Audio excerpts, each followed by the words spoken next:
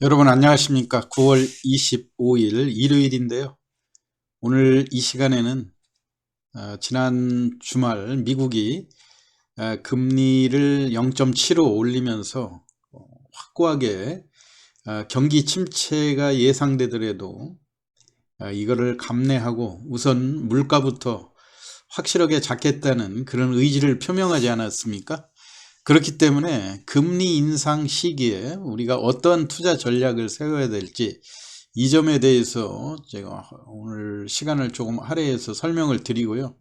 결론으로는 연말까지 아무리 돌아봐도 그 희망이 보이지 않는 안개 속의 장세가 우려되는 만큼 여러분들이 철저하게 현금 비중을 높이면서 쉬는 것도 일종의 투자가 될 수 있다. 그리고 이 장세가 조정할 것이 너무나 명확한 그런 상황이고, 우리 시장도 지난 금요일 날 2300을 지켜내지 못하고 40포인트 정도 하락한 데다가 미국 시장도 금리를 0.75 상승시키면서도 주가가 하락했는데 지난 주말에 또 추가로 하락하는 이런 모습들을 보이지 않았습니까?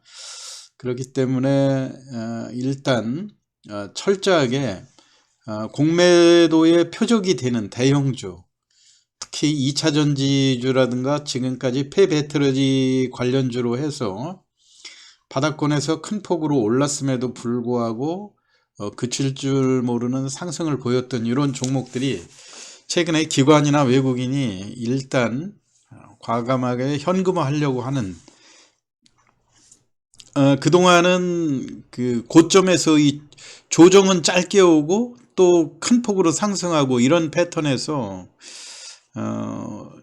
우선 시장이 너무나 불안하기 때문에 현금화 하려는 그런 전략들이어 가지고요. 기존의 그 상승으로 전환이 됐던 2차전지주 중 그중에 특히 이제 폐배터리 관련주들의 최근 패턴을 한번 분석을 해드리고요. 결론으로는 재료를 수반한 저가 중소형주 중심의 단기 매매 전략을 구사해야 된다, 이런 이야기를 오늘 시황에서 제가 많이 집중적으로 다뤄드릴 텐데요. 지난 주말에 이 지수가 이렇게 40포인트 떨어지는 와중에 주가가 강세를 보였던 이런 종목들 우리가 찾아보면 확연하게 EV 첨단 소재라든가 NCN이라든가 문배철강 같은 이렇게 그 저가 쪽에 집중돼 있다고 하는 점이 이미 개인들을 중심으로 해서 기관이나 외국인의 그 매물을 피할 수 있는 중소형주 쪽으로 매매 패턴이 바뀌어지고 있다고 하는 점. 그러면 연말까지 과연 어떠한 상황이길래 우리가 지금 희망이 없다고 하는가? 지금 현재의 금리, 이런 것들을 미국과 우리와의 금리 격차, 이런 것들에 대해서 간략히 한번 설명을 드려보면요. 지난 목요일 날 우리 시간으로 미국이 연준이 0.75% 포인트 인상하지 않았습니까? 이걸로 인해서 미국의 금리는 지금 현재 3.25%거든요. 그러면은 앞으로 추가로 그 FOMC가 예정돼 있는 게 11월하고 12월 두 차례 예정이 돼 있는데 연말 금리를 4.4, 4.5 이상으로 유지를 하겠다, 이런 얘기 아닙니까? 그렇기 때문에 11월이나 12월 둘 중에 한번 또 0.75, 0.5 이런 식으로 인상을 해서 4.5%의 금리를 유지하겠다고 하는 것이 미국 연준의 확고한 경제정책 방향이고요. 이거는 경기가 침체되고 개인들의 조금 증시 상황이라든가 이런 것들이 우려가 되더라도 물가부터 잡겠다, 이런 얘기예요. 현재 물가지수가 8%에서 9%대를 소비자 물가지수가 이렇게 유지가 되고 있는데 이거를 2% 이내로 낮추겠다, 이런 2% 이내로 내려오기 전까지는 금리 인상을 멈추지 않겠다 하는 것이 확고한 의지 아닙니까? 그렇다면 우리는 지금 어떠냐? 우리는 지금 8월 25일에 금리 그 한은에서 정책금리를 0.25 인상한 현재 정책금리가 2.5% 아닙니까? 미국과 지금 현재 0.75가 역전돼 있는 이런 상황이에요. 그런데 이제 9월 달에는 금통위가 없고 10월 달에 열리지 않습니까? 10월 12일에 예정이 돼 있는데요. 지금 현재 0.75의 이 갭이 너무 장기간에 벌어지게 된다 이런 얘기예요. 그렇기 때문에 우리는 당초 높은 가계부채의 부작용을 우려해서 0.25%씩 올리겠다는 것이 한은의 방침이었는데 지금 이제 0.5%를 올릴 수밖에 없는 그런 상황이 발생한 거 아닙니까? 그런데다가 10월 12일에 예정돼 있고 금통위가 11월 금년에 11월 한 번밖에는 남지 않았기 때문에 0.5씩 두 번을 올린다 하더라도 미국의 3.25하고 연말에 4.4 정도에 맞춰진다고 하면은 우리 같은 경우 3% 정도의 3.5% 정도의 금리를 연말까지 유지를 하게 되는데요. 미국보다 약 1% 정도 포인트, 1% 포인트가 미국이 더 높은 이런 상황이기 때문에 너무 오랫동안 미국과의 금리 역전 현상이 노출된다는 이런 단점이 있어요. 이것도 우리는 미국보다 설령 금리가 1% 포인트 낮게 유지한다 그래도 지금 그 가뜩이나 가계부채가 높은 상황에서 시중에 지금 실세 금리가 4%에서 5%로 올라가고 있는 이런 상황 아닙니까? 이것이 우려되는 데다가 미국과의 금리 역전 현상이 너무 장기간에 노출되게 되면 달러화의 강세 지속 현상이 지난 금요일 날 1400대를 돌파해서 1409원 정도에 마감이 되지 않았습니까? 그렇다면 앞으로도 지속적으로 외국인들이 이 환차익 금리가 높은 쪽으로 결국은 또 자금이 이동하게 되면 우리 국내에서 외국인 매도를 피할 수가 없는 이런 상황이라 이런 얘기죠. 그래서 지금 국민연금이라든가 삼성 등 대기업 그룹과 일종의 이 통화 스와프를 이렇게 좀 변형된 프로그램으로 통화 스왑을 체결하는 거죠. 지금 미국이라든가 일본 이런 데하고 통화 스왑이 원활하게 체결되지 않는 이런 상황이다 보니까 이제 국민연금이 해외로 투자를 할 경우에 달러를 만약에 시중에서 달러를 매입해서 하게 되면은 우리 국내 달러 원화 약세를 부추기는 이런 상황이 되니까 만약에 해외 투자를 해서 불가피하게 할 경우에 국민연금이 시중에서 달러를 매입하는 것이 아니라 우리 국가가 보유한 지금 한 4,300억 정도 4,300억 불 정도의 지금 외환보유고 높은 수준이라고 이야기는 하지만은요 최근에 1,400을 방어하느라고도 거의 한 7% 정도를 소모한 걸로 그렇게 나와 있기 때문에 이게 이런 상황에서 1,500원을 과연 이 마지노선으로 1,500원을 유지하겠다 이런 방침이긴 하지만 이걸 과연 지켜낼 수 있을지 상당히 우려스러운 상황이다 이런 얘기예요. 우리가 이렇게 뻔히 보이는 상황에서 연말까지 가는 이런 불안한 이런 증시에서 결국은 대형주 반등은 기대하기 어렵다고 하는 점.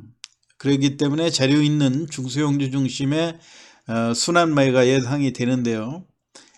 이제 2차전지 중에서도 대형주 쪽보다는 공매도 외국인들의 공매도가 되지 않는 물론 이제 증시가 앞으로 더 침체가 되면 그동안 공매도를 중지하지 않겠다고 하는 이런 확고한 방침을 밝혔음에도 불구하고 불가피하게 다시 한번 또 공매도를 정지하는 그런 사태들이 그런 상황이 오지 않을까 그렇게 생각은 돼요. 그렇지만 이번 같은 경우 다시 공매도를 중지시키기가 쉽지는 않을 거다 이런 우여곡절이 많을 거라고 생각이 됩니다. 그런데 여하튼 일단 그때까지만이라도 철저하게 테마가 있는 2차전지나 방산, 에너지, 음식료 러시아 우크라이나 그 사태로 인해서 사료값이라든가 국제 곡물가의 가격 변동 이런 것들을 보면서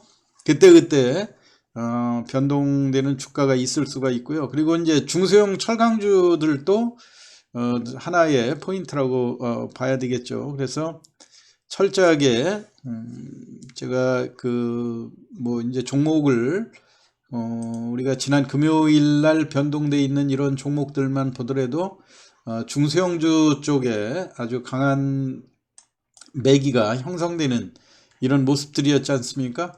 대표적으로 이제 EV 첨단 소재라든가 이런 종목들이 상한가까지 올라왔는데, 여러분들이 EV 첨단 소재 같은 경우도 일단 우리가 차트로 놓고 볼 때 이게 본격적으로 매물 구간 2,300원대를 당일날 장대 양봉으로 돌파하기는 했지만, EV 첨단 소재 같은 경우에 주가 상승 요인이 리튬 플러스의 50억 정도의 시비를 전략적으로 투자했다 이런 이야기 아닙니까? 리튬 플러스 하면 이제 우리 국내에 수산화 리튬을 생산하는 그 생산 승인을 얻어 가지고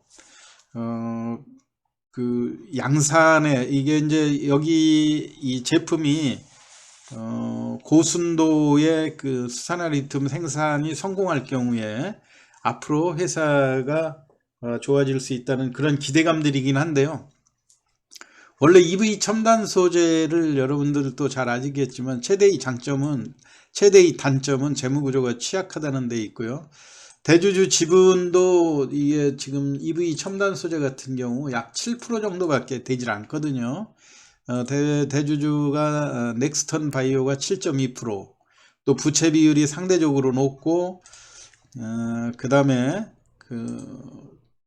지금 수익 구조가 그렇게 좋지 않다고 하는 점, 그리고 지금 현재 본격적으로 올라 있는 가격대가 매물 구간대이기 때문에 아무리 저가라는 그런 메리트가 작용한다 하더라도 이거를 짧게 빠져나갈 그런 가능성이 상당히 높기 때문에 여러분들이 이런 그 중소형주에서도 고점에 물리게 되면 또 역시 고생을 할 수 있으니까 무리하게 바이앤드 홀드 작전이다 이런 것들은 어떤 중소형주가 됐든 대형주가 됐든 지금 현재에서는 맞지 않는 그런 상황이에요.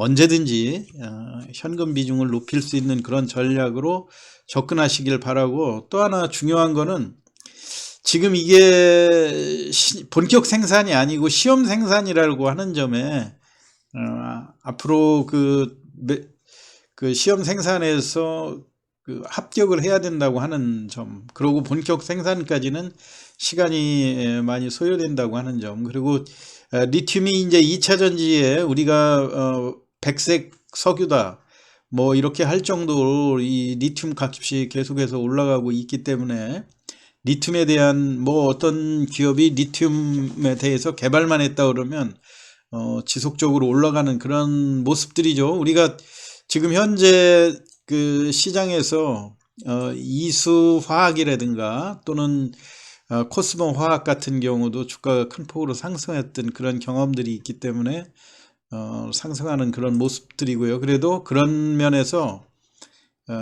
재무구조라든가 여러 가지를 봐가면서 투자를 해야 된다 이런 이야기고요. 또 문배철강 같은 경우도 상한가까지 올라오기는 했는데요. 이 상승 이유라고 한다면은 지난번 그 태풍으로 인해서 포스코가 태풍 피해를 이제 아무래도 그 용광로의 그 가동이 원활치 못한 그런 상황인 것 같아요.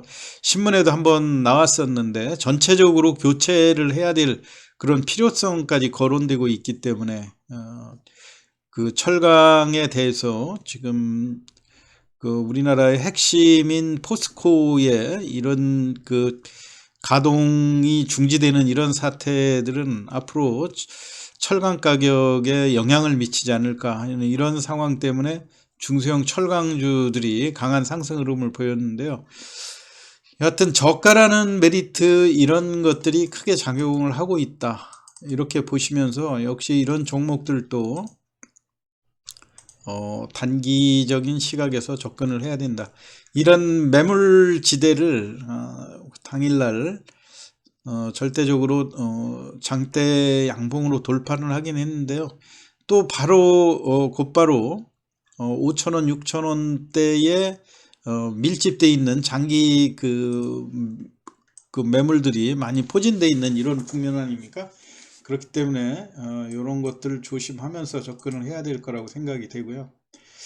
그리고 NCN도 마찬가지로 지금 NCN도 그동안 평소 거래량은 10만 주도 안 될 정도로, 이게 이제 자율주행차하고 관련된 블랙박스 영상 저장 장치를 만드는 회사인데, 그렇게 자율주행차들이 다 인기를 얻고 이렇게 강할 때 왜 이런 종목이 그동안 한 번도 이렇다 할 시세를 못 내다가 마치 금요일날 대형주들이 약할 때 이렇게 치고 올라왔는지, 이게 이제 개인들의 의도된 매매이다, 이렇게 많이 분석이 되고 있지 않습니까? 외국인들이 매도를 한 반면에 개인 세력들 중심으로 해서 16만 주 정도 이 순매수를 보여줬는데, 역시 마찬가지로 우리가 NCN에 대해서도 조심해야 될 거는 그렇게 취약한 재무구조, 또 손실이 2, 4분기에 확대가 돼 2022년도 상반기에만도 손실 규모가 확대되고 있다고 하는 점, 자본금이 약 125억 정도가 되는데요. 그렇죠? 125억인데 시가총액이 650억 밖에 되질 않아요.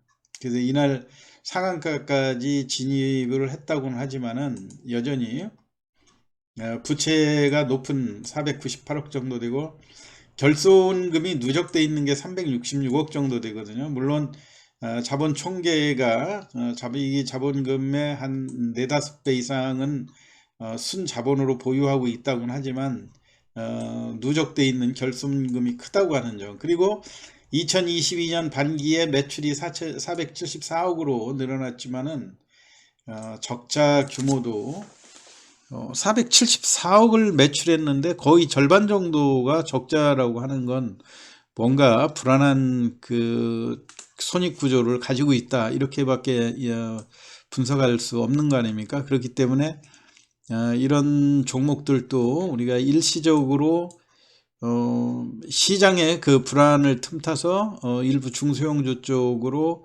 매기가 확산되는 이런 모습들이긴 하지만, 여전히 고점 추격 매수는 부담이 된다, 이런 점을 잘 명심하시면서 대응을 하시기 바랍니다. 연말까지 어려운 장세가 전개될 그런 가능성이 높은데요. 특히 최근에 그 무분별하게 바닥권에서 대규모로 올라온 공매도도 가능하고, 그 다음에 기관과 외국인의 매물이 나올 수 있는 대형주들은 철저하게 조심해서 매매를 하시라는 말씀 드리면서 오늘 주간 시황 이거로 마치겠습니다. 여러분 참고하시기 바라고요. 오늘 시황 마치겠습니다. 감사합니다.